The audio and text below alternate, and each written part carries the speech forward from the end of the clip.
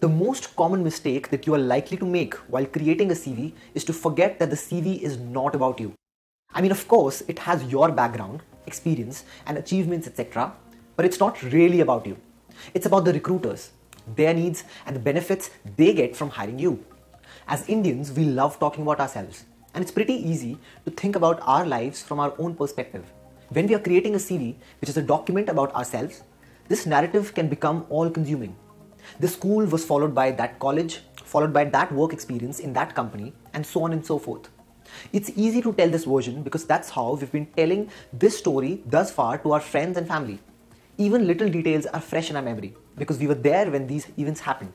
Successful resumes are not about you as much as they are about what you can do for your target audience, which is the recruiter. The recruiter who is shortlisting your CV is not interested in your efforts as much as they are in figuring whether you are a candidate that can solve their problems. Which is why you need to focus on writing this from their perspective. Instead of writing your roles and responsibilities, you should show them your accomplishments so they understand clearly the benefits they get by hiring you. Instead of speaking generalities, you should provide them confidence by specifying all points through numbers and data. Take, for example, this MBA student who has substantial work experience in tech and is now applying for a role in sales and marketing in his B school, which is obviously a different domain. This is how he has described his work experience. Here is Astha talking about this point. Okay, so I have this CV in front of me. So a couple of things are a clear, irrelevant matter that I see on my screen right now, which is making the CV look very, very cluttered right now. Moving on to a lot of projects that are mentioned here, which are all related to, I'm given to understand they're all tech related projects as I can see.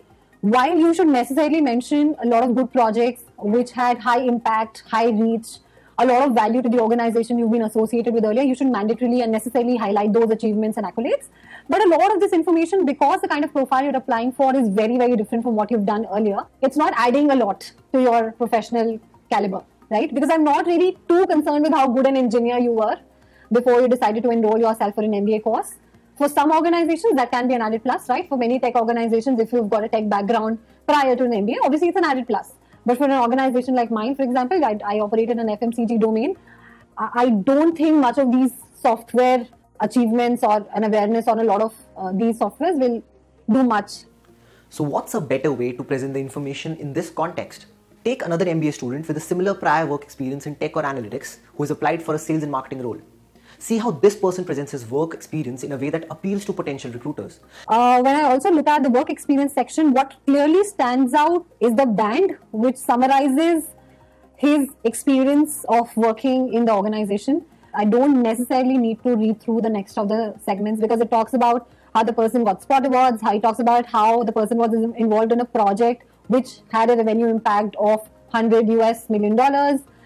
It talks about how they were handpicked for a very small project team working on an org-wide project of high impact. So I think that gives you a very good picture and tells me how the person has been a high performer previously as well.